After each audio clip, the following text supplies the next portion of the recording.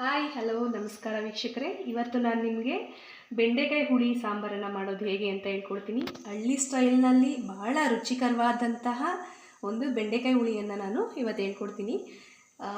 ಇದಕ್ಕೇನೆಲ್ಲ ಬೇಕು ಅಂತ ಹೇಳೋದಾದರೆ, ಬೆಂಡೆಕಾಯಿ ಒಂದು ಅರ್ಧ ಕೆ ಜಿಯಷ್ಟು ನಾನು ನೀಟಾಗಿ ತೊಟ್ಟೆಲ್ಲ ತೆಗೆದು ಕಟ್ ಮಾಡಿ ಇಟ್ಕೊಂಡಿದ್ದೀನಿ, ತೊಳೆದಿಟ್ಟಿದ್ದೀನಿ. ಹಾಗೆ ಒಂದು ಅರ್ಧ ಹೋಳು ತೆಂಗಿನಕಾಯಿನಲ್ಲಿ ಸ್ವಲ್ಪ ಕಮ್ಮಿ ಮಾಡಿ ಬಾಕಿದ್ದನ್ನು ಕಟ್ ಮಾಡಿ ಇಟ್ಕೊಂಡಿದ್ದೀನಿ. ಒಂದು 2 ಈರುಳ್ಳಿ, ಸ್ವಲ್ಪ ಕೊತ್ತಂಬರಿ ಸೊಪ್ಪು, ಒಂದು 2-3 ಟೊಮೊಟೊ ಮತ್ತು 3.5 ಸ್ಪೂನ್ ಆಗೋಷ್ಟು ಖಾರದ ಪುಡಿ, ಹಾಗೆ ಒಂದು ನಿಂಬೆಹಣ್ಣು ಗಾತ್ರದಷ್ಟು ಹುಣಸೆಹಣ್ಣನ್ನು ನಾನು ನೀರಲ್ಲಿ ನೆನೆಸಿಟ್ಕೊಂಡಿದ್ದೀನಿ. ಈಗ ಇದನ್ನು ಮಾಡೋದು ಹೇಗೆ ಅಂತ ನೋಡೋಣ. ನಾವು ತೊಳೆದಿಟ್ಕೊಂಡಿದ್ವಲ್ಲ ಬೆಂಡೆಕಾಯಿ, ಅದನ್ನೆಲ್ಲ ನಾನು ಈ ಥರ ಚಿಕ್ಕದಾಗಿ ಕಟ್ ಮಾಡಿ ಇಟ್ಕೊಂಡಿದ್ದೀನಿ. ಹಾಗೆ ಮಸಾಲೆಗೆ ನಾವೇನು ಜೋಡಿಸ್ಕೊಂಡಿದ್ವಿ ಅದಷ್ಟನ್ನು ನಾನು ರುಬ್ಕೊಂಡು ಇಟ್ಕೊಂಡಿದ್ದೀನಿ. ಇವಾಗ ಸಾಂಬಾರು ಹೇಗೆ ಮಾಡೋದು ಅಂತ ನೋಡೋಣ ಬನ್ನಿ. ಬಾಣಲಿ ಇಟ್ಕೊಂಡಿದ್ದೀನಿ. ಬಾಣಲಿ ಚೆನ್ನಾಗಿ ಕಾದ್ಮೇಲೆ ಸ್ವಲ್ಪ ಆಯಿಲನ್ನು ಹಾಕೋಣ.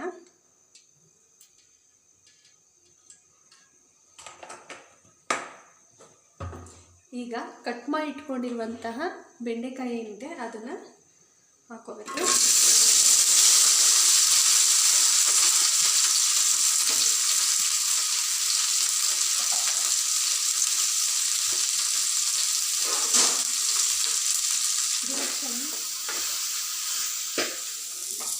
ಇವಾಗ ನೋಡಿ ಇದಾಗಿದೆ. ಒಂದು 5-7 ನಿಮಿಷ ತನಕ ನಾನು ಇದನ್ನು ಹೀಗೆ ರೋಸ್ಟ್ ಮಾಡ್ಕೊಂಡಿದ್ದೀನಿ. ನೋಡಿ ಪಾತ್ರೆ ಎಲ್ಲ ಬ್ಲ್ಯಾಕ್ ಆಗಿದೆ, ತರಕಾರಿ ಏನೂ ಆಗಿಲ್ಲ. ಇದರಲ್ಲಿರೋಂಥ ಒಂದು ಲೋಳೆ ಅಂಶ ಏನಿದೆ ಅದೆಲ್ಲ ಆಚೆ ಬರಬೇಕು ಸ್ನೇಹಿತರೆ. ನೋಡಿ ಈ ಕೈಯಲ್ಲೆಲ್ಲ ಆಗಿದೆ ನೋಡಿ, ಈ ಥರ ಇದೆಲ್ಲ ಇದೆಯಲ್ಲ ತರಕಾರಿನಲ್ಲಿ ಎಲ್ಲ ಆಚೆ ಬಂದುಬಿಡಬೇಕು. ಇಲ್ಲಾಂದರೆ ನಾವು ಹುಳಿ ಮಾಡಿದ್ಮೇಲೆ ಅದೊಂಥರ ಈ ಲೋಪಳೆ ಆ ಥರ ಆಗಿಬಿಡುತ್ತೆ. ನೀಟಾಗಿ ಅದೆಲ್ಲ ಬಂದುಬಿಡಬೇಕು. ಹಂಗಂತ ಕೈ ಆಡಿಸ್ತಾನೆ ಬಿಡ್ಬೇಡಿ, ಅದು ಚೆನ್ನಾಗಿ ಕೈ ಆಡಿಸ್ತಾ ಇರಬೇಕು, ಇಲ್ಲಾಂದರೆ ತಳ ಹಿಡಿದ್ಬಿಡುತ್ತೆ. ಇವಾಗ ನೋಡಿ, ನಾವು ತರಕಾರಿನ ಬೆಂಡೆಕಾಯಿನ ಏನು ಹುರ್ಕೊಂಡಿದ್ವಲ್ಲ ಅದೇ ಪಾತ್ರೆ ಇಟ್ಟರೆ ನೀಟಾಗಿ ತೊಳೆದ್ಬಿಟ್ಟು ಇಡಿ, ಇಲ್ಲಾಂದರೆ ಬೇರೆ ಪಾತ್ರೆನಲ್ಲಿ ಮಾಡಿ. ನಾನು ಅದೇ ಪಾತ್ರೆಯಲ್ಲಿ ಮಾಡ್ತಾಯಿದ್ದೀನಿ, ವಾಶ್ ಮಾಡಿಬಿಟ್ಟು. ಇವಾಗ ಇದಕ್ಕೆ ಸ್ವಲ್ಪ ಎಣ್ಣೆನ ಹಾಕ್ತೀನಿ.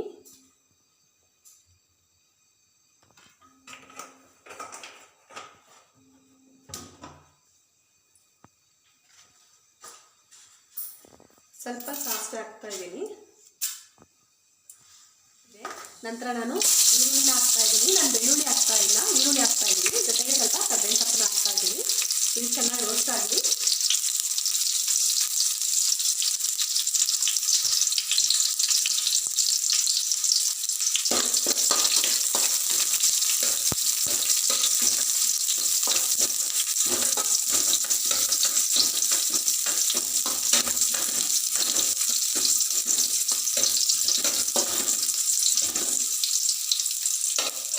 ಇವಾಗ ನಾನು ಇದಕ್ಕೆ ಏನು ರುಬ್ಬಿಟ್ಕೊಂಡಿದ್ವಲ್ಲ ನಾವು ರುಬ್ಬಿಟ್ಕೊಂಡಿದ್ವಲ್ಲ ಆ ಮಸಾಲೆನ ನಾನೀಗ ಇದಕ್ಕೆ ಆ್ಯಡ್ ಮಾಡ್ತೀನಿ. ನಾನು ಫಸ್ಟಿಗೆ ಇಲ್ಲಿ ಹಾಕಿರೋಂಥ ಮಸಾಲೆನಲ್ಲಿ ನಾನು ಯಾವುದನ್ನು ಉಟ್ಕೊಂಡಿಲ್ಲ, ಹಾಗಾಗಿ ನಾನು ಇದ್ರ ಜೊತೆ ಹಾಕ್ತೀನಿ. ಸ್ವಲ್ಪ ಹಸಿವಾಸನೆ ಎಲ್ಲ ಹೋಗಬೇಕು ಎಣ್ಣೆನಲ್ಲೇ ಅದು.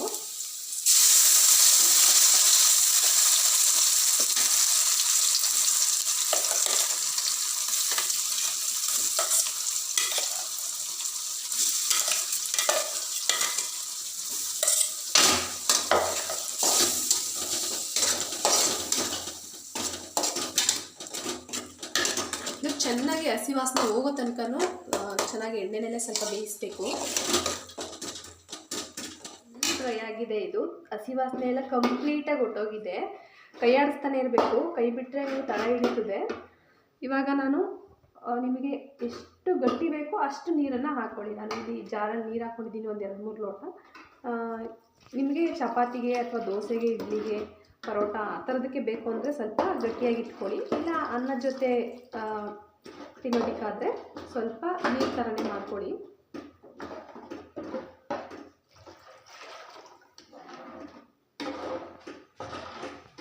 ನಾನು ಇದ್ರ ಜೊತೆ ಸ್ವಲ್ಪ ರಾಗಿ ಮುದ್ದೆ ಕೂಡ ಮಾಡಬೇಕು, ರೈಸು ಮತ್ತು ರಾಗಿ ಮುದ್ದೆ. ಹಾಗಾಗಿ ನಾನು ಸ್ವಲ್ಪ ಗಟ್ಟಿಯಾಗಿ ಇಟ್ಕೊತೀನಿ. ಇದ್ರ ಜೊತೆಗೆ ಈಗ ನಾನು ಹುಣಸೆ ರಸದ್ದು ಕೂಡ ನೀರು ಹಾಕ್ತೀನಲ್ವ, ಹಾಗಾಗಿ ಸ್ವಲ್ಪ ಕಮ್ಮಿನೇ ಹಾಕ್ಕೊಂಡಿದ್ದೀನಿ. ಈಗ ನಾನು ನೀರು ಹಾಕಿ ಒಂದು 2 ನಿಮಿಷ ಆಗಿದೆ, ಕುದಿ ಬರ್ತಾ ಇದೆ. ಇವಾಗ ನಾನು ಈ ಹುಣಸೆ ಹುಳಿನ ಚೆನ್ನಾಗಿ ಹುಣಸೆಹಣ್ಣನ್ನು ಕಲಸಿ ಅದ್ರ ಸಿಪ್ಪೆ ಎಲ್ಲ ತೆಗೆದುಬಿಟ್ಟು ಈ ರಸ ಮಾತ್ರ ತೊಗೊಂಡಿದ್ದೀನಿ, ಅದನ್ನು ನಾನು ಹಾಕ್ತೀನಿ.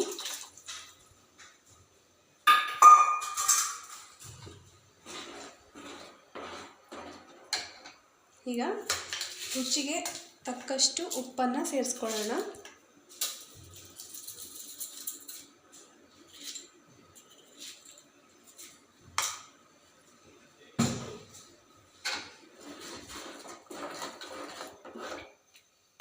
ಇನ್ನು ಗಟ್ಟಿನೇ ಇದೆ.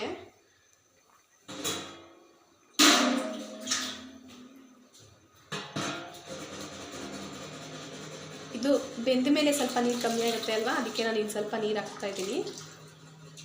ಇದು ಚೆನ್ನಾಗಿ ಈಗ ಚೆನ್ನಾಗಿ ಬೇಯಬೇಕು ಮತ್ತು ಚೆನ್ನಾಗಿ ಕುದಿ ಬರಬೇಕು. ಇದು ತುಂಬ ಈಸಿಯಾಗಿ ತುಂಬ ಬೇಗನೆ ತುಂಬ ರುಚಿಕರವಾದಂತಹ ಒಂದು ಸಾಂಬಾರನ್ನ ರೆಡಿ ಮಾಡ್ಕೊಂಡ್ಬಿಡ್ಬೋದು.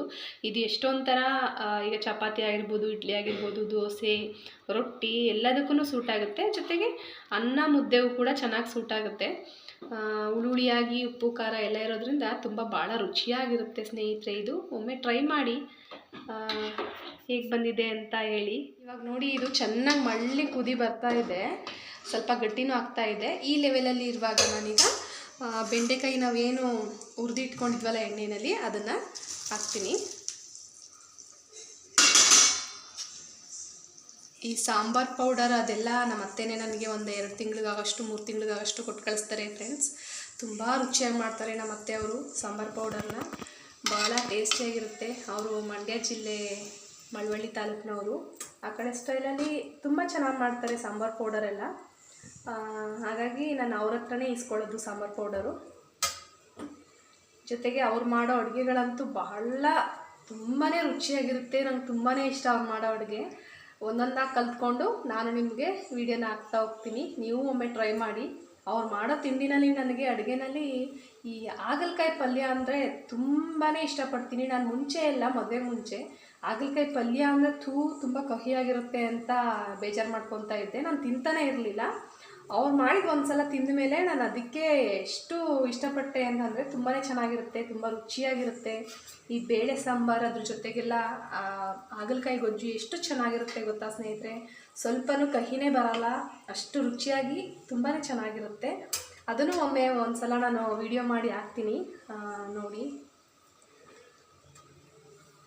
ಇದು ಚೆನ್ನಾಗಿ ಕುದಿ ಬರಬೇಕು, ಈ ಬೆಂಡೆಕಾಯಿ ಎಲ್ಲ ಚೆನ್ನಾಗಿ ಬೇಯಬೇಕು. ಜೊತೆಗೆ ಈ ಸಾಂಬಾರು ಸ್ವಲ್ಪ ಗಟ್ಟಿಯಾಗಿ ಗೊಜ್ಜು ಥರನೇ ಆಗುತ್ತೆ. ಅದು ಚೆನ್ನಾಗಿ ಕುದಿ ಬರಬೇಕು. ಇವಾಗ ಪ್ಲೇಟನ್ನ ಮುಚ್ಚಿಬಿಡೋಣ. ಇದಿವಾಗ ಕಂಪ್ಲೀಟಾಗಿ ರೆಡಿಯಾಗಿದೆ ನೋಡಿ ಯಾವ ಥರ ಬಂದಿದೆ ಅಂತ. ಈಗ ನಾವು ಚಪಾತಿ, ದೋಸೆ ಅಥವಾ ಪೂರಿ, ಪರೋಟ, ಮುದ್ದೆ, ಅನ್ನ ಯಾವುದಕ್ಕೆ ಬೇಕಾದರೂ ಇದನ್ನು ಬಡಿಸ್ಕೊಂಡು ಊಟ ಮಾಡ್ಬೋದು. ತುಂಬ ರುಚಿಯಾಗಿ ಹದವಾಗಿ ಎಷ್ಟು ನೀಟಾಗಿ ಬಂದಿದೆ ನೋಡಿ. ನೀವು ಒಮ್ಮೆ ಟ್ರೈ ಮಾಡಿ, ಈಸಿ ಮೆಥಡ್ನಲ್ಲಿ ಇದೆ. ಹೇಗೆ ಬಂತು ಅಂತ ಹೇಳಿ ಫ್ರೆಂಡ್ಸ್. ಹಾಗೆ ನೆಕ್ಸ್ಟು ವೀಡಿಯೋದಲ್ಲಿ ನಾನು ನಿಮ್ಮ ಜೊತೆ ಸಿಗ್ತೀನಿ. ಚೆನ್ನಾಗಿ ಬಂದಿದ್ದರೆ ಒಂದು ಲೈಕ್ ಮಾಡಿ, ಇಲ್ಲ ಅಂತಂದರೆ ಅಟ್ಲೀಸ್ಟ್ ಒಂದು ಡಿಸ್ಲೈಕ್ ಆದರೂ ಮಾಡಿ. ಏನಾದರೂ ಒಂದು ಮಾಡಿ ವಿಡಿಯೋ ನೋಡಿ ಸುಮ್ಮನೆ ಹೋಗ್ಬೇಡಿ ಪ್ಲೀಸ್.